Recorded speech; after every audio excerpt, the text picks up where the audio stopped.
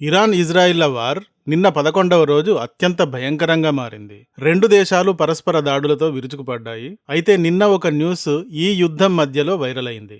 అదేమిటి అంటే, కొత్తగా నియమించబడిన ఇరాన్ సుప్రీం లీడర్ మొజ్తబా ఖమేనీని లేపేశారు అని. దాడులలో అతను కూడా చనిపోయాడు లేదా తీవ్రంగా గాయపడి కదలలేకపోతున్నాడు అని ఈ న్యూస్ వైరల్ అయింది. ఈ న్యూస్ని ఛానల్స్ అన్ని పబ్లిష్ చేశాయి.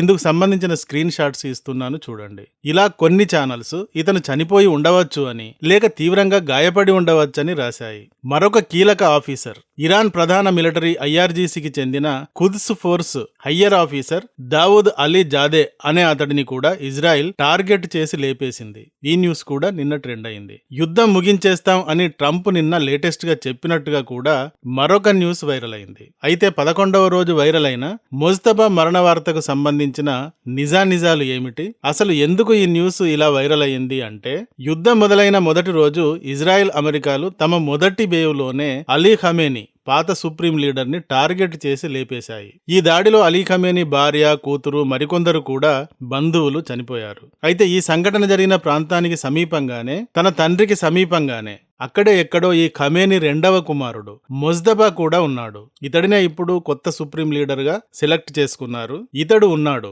భయంకరమైన ఈ దాడిలో ఇతడు కూడా పోయాడు లేదా తీవ్రంగా గాయపడ్డాడు అన్నది news. Israel times now, CNN లాంటి ఛానల్స్ ఈ న్యూస్ ని పబ్లిష్ చేశాయి. దాదాపుగా అన్ని ఛానల్స్ కూడా పబ్లిష్ చేశాయి. అయితే వారు కంటిన్యూ అవుతున్నప్పుడు చాలా ఫేక్ న్యూస్, పాత వీడియో ఫుటేజీలను చూపిస్తూ లేదా AI క్రియేటెడ్ వీడియోలను చూపిస్తూ రకరకాల న్యూస్ పబ్లిష్ అవుతూ ఉంటుంది. మొజ్తబా గురించి కూడా ఇలాగే న్యూస్ వైరల్ అయ్యింది అనుకోవచ్చు. కానీ నిప్పు లేనిదే పొగరాదు అంటారు కదా. ఈ న్యూస్ ఇప్పుడు ఎందుకు వైరల్ అయింది ఇలా నిజం లేకుండా అంటే, ఇరాన్ స్టేట్ న్యూస్ పబ్లిష్ చేసిన న్యూస్ వల్లే ఇది వైరల్ అయింది. ఇరాన్కు సంబంధించిన విషయాలను గురించి ఇజ్రాయెల్ న్యూస్ చెబుతున్నప్పుడు ఈ న్యూస్ను మనం పూర్తిగా నమ్మలేకపోవచ్చు. ఎందుకంటే యుద్ధంలో ప్రత్యర్థి దేశాలు ఒకదానిపైన ఒకటి మైండ్ గేమ్ ఆడతాయి. అందులో ఈ ఫేక్ న్యూస్ ప్రచారం కూడా ఒకటి. ఒకరిని ఒకరు తీవ్రంగా దెబ్బ కొట్టుకుంటున్నట్టు, లేక ఒకరి కీలక నాయకుడిని లేదా ప్రాంతాలని మరొకరు లేపేసుకుంటున్నట్టుగా చెప్పుకుంటారు. కానీ ఇక్కడ ఏమిటి అంటే, ఇరాన్ స్టేట్ మీడియా నుండే మొజ్తబా గురించి ఒక మాట పబ్లిక్ అయింది. మొజ్తబా గురించి చెబుతూ ఆయనని జాన్బాజ్ అని చెప్పింది ఇరాన్ స్టేట్ మీడియా. జాన్బాజ్ అంటే శత్రువు చేతిలో గాయపడిన యుద్ధవీరుడు అని అర్థం. సో ఈ మాటను తీసుకుని ఎస్, మొజ్తబా ఈ యుద్ధంలో గాయపడ్డాడు లేదా చనిపోయి కూడా ఉండవచ్చు అని న్యూస్ ఛానల్స్ పబ్లిష్ చేయడం జరిగింది. అయితే ఇరాన్ స్టేట్ మీడియా ఇతడిని గురించి ఇలా ఎందుకు చెప్పింది అంటే, ఇతని గత చరిత్ర చెబుతూ అందులో భాగంగా జాన్బాజ్ అంది. అంతేగాని ఇది ఇప్పుడు అతనేదో యుద్ధంలో పాల్గొని గాయపడిన విషయం కాదు అని కూడా దీని గురించి క్లారిఫై చేస్తున్నారు. ఇరాన్ ఇరాక్ల మధ్య 1980 నుండి 1988 దాకా 8 ఏళ్లు యుద్ధం జరిగింది. ఈ యుద్ధంలో ఇరాన్ మిలిటరీ ఐఆర్జీసీలో మొజ్తబా కూడా మిలిటరీ ఆఫీసర్గా పనిచేశాడు. యుద్ధంలో పాల్గొన్నాడు స్వయంగా. ఆ సందర్భంగా అతను గాయాల పాలయ్యాడు కూడా. ఇది మొజ్తబా గురించిన పాత కథ. ఇరాన్ స్టేట్ మీడియా ఈ విషయాన్నే చెప్పింది. ఈ విషయాన్ని చెబుతూనే జాన్బాజ్ అని అంది. అంతేగాని ఇప్పుడు జరుగుతున్న యుద్ధంలో ఇతను గాయపడలేదు అని క్లారిటీ కూడా ఇస్తున్నారు కొందరు. అయితే ఇజ్రాయిల్ మాత్రం మొట్టమొదటి స్ట్రైక్ లోనే ఆయతుల్లా అలీ ఖమేనీ చనిపోవడంతో పాటు మొజ్తబా ఖమేనీ కూడా తీవ్రంగా గాయాల పాలై ఉంటాడు అని అంటోంది. ఇలా అనుకోవడానికి మరొక బలమైన కారణం ఏమిటి అంటే, ఇరాన్ స్టేట్ మీడియా మొజ్తబా గురించి జాన్బాజ్ అనే సింగిల్ వర్డ్నే కాకుండా జాన్బాజ్ ఆఫ్ రంజాన్ అంటూ పిలిచింది. మరి ప్రస్తుతం రంజాన్ నెల నడుస్తోంది. జాన్బాజ్ ఆఫ్ రంజాన్ అంటే ఈ నెలలో శత్రువు చేసిన దాడిలోనే గాయపడ్డట్టు కదా. శత్రువు చేసిన దాడిలో గాయపడిన వీరుడు అని అర్థం కదా. కానీ ఈ వీరుడు ఏ నెలలో గాయపడ్డాడు? ఈ రంజాన్ నెలలోనే గాయపడ్డాడు. సో ఇరాన్ మీడియా ఈ విషయంగా మొజ్తబాను గురించి ఈ విధంగా చిన్న హింట్ని ఇచ్చింది అని కూడా కొందరు చెప్తున్నారు.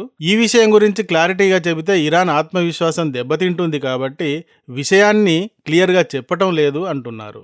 సో 28వ తేదీ మొదటి వేవ్లోనే అలీ ఖమేనీతో పాటు మొజ్తబా ఖమేనీ కూడా అక్కడే ఉన్నాడు. కానీ చనిపోలేదు, తీవ్రంగా గాయపడ్డాడు.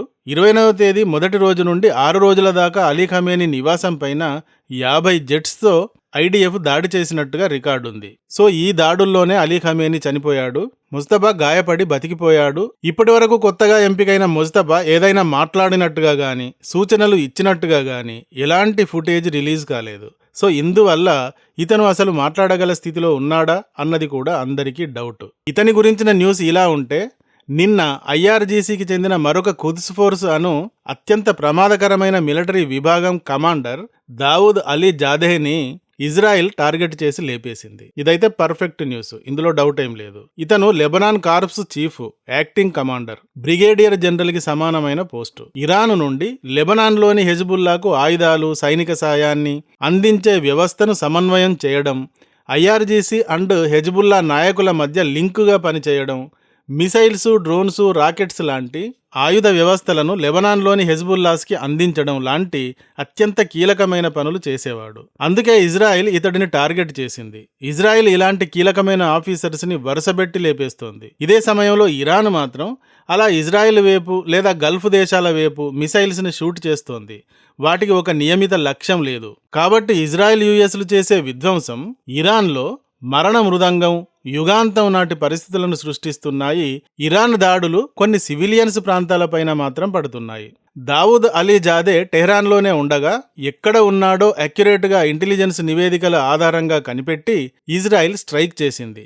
అయితే అలీజాదేకి ముందు అతని ప్లేసులో మొహమ్మద్ రెజా జాహెద్ అనే కమాండర్ ఉండేవాడు. ఏప్రిల్ 1వ తేదీ 2024లో సిరియాలోని డమాస్కస్లో ఇతను ఉండగా గోలాన్ హైట్స్ ప్రాంతం నుండి ఇతను ఉన్న కాన్సులేట్ బిల్డింగ్ ని స్ట్రైక్ చేశారు. ఇతను ఈ దాడిలో అప్పుడు చనిపోయాడు. ఇతనితో పాటు మరో 6 అధికారులు కూడా చనిపోయారు. ఇదే విధంగా 2020లో ఖాసిం సులేమానుని కూడా ఇజ్రాయెల్ లేపేసింది. సో ఇప్పుడు ఖుద్స్ ఫోర్స్ చీఫ్ దావూద్ అలీ జాదేహ్ని కూడా ఇదే విధంగా లేపేసింది. ఇలా ఇజ్రాయెల్ ఇరాన్కి చెందిన కీలక వ్యక్తులను, లీడర్లను, ఆఫీసర్లను లేపేస్తూనే ఉంది. కొత్త సుప్రీం లీడర్ని కూడా ఈ విధంగానే టార్గెట్ చేస్తాం, అతను అడుగు బయటకు పెడితే చాలు లేపేస్తామని ఆల్రెడీ హెచ్చరిక విడుదల చేసింది. ఇరాన్కి ఇజ్రాయెళ్లకి మధ్య ఇలా 11వ రోజు మరింత భయంకరంగా దాడులు జరిగాయి. ఈ మధ్యలో ట్రంప్ ఉన్నట్టుండి యుద్ధం ముగిసినట్టే ఇక త్వరలో ముగించేస్తా అన్నాడు. ట్రంప్ని అంతా కూడా అన్ప్రిడిక్టబుల్ అంటారు. అతను ఎప్పుడు ఎలా మాట్లాడతాడో అతనికే తెలియదు అంటారు. అయితే ట్రంప్ ఇలా అన్న తర్వాత యుద్ధం ముగించడం నీ చేతిలో లేదు, మా చేతుల్లో ఉంది అని ఇరాన్ మిలిటరీ ఐఆర్జీసీ అంది, ఛాలెంజ్ చేసింది. ట్రంప్ ఇలా అన్న రోజు ఇరాన్ పైన మరింత విధ్వంసకరమైన దాడులు జరిగాయి. ఒకవైపు ట్రంప్ ఇలా యుద్ధం ముగిస్తా అనడంతో పాటు స్ట్రెయిట్ ఆఫ్ హార్ముజ్ని మూసేస్తే గనక 20 రెట్లు భయంకరంగా ఇరాన్ పైన దాడులు చేస్తాం అని వార్నింగ్ ఇచ్చాడు. ఇలా 2-3 రకాలుగా మాట్లాడడం ట్రంప్కి అలవాటు.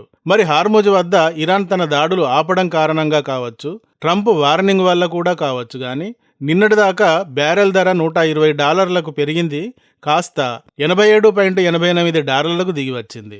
మరి వారు ఈ రోజు ఎలాంటి మలుపు తీసుకుంటుందో చూడాలి. సెన్సేషనల్ విషయాలు ఏమైనా ఉంటే నెక్స్ట్ వీడియోలో చూద్దాం.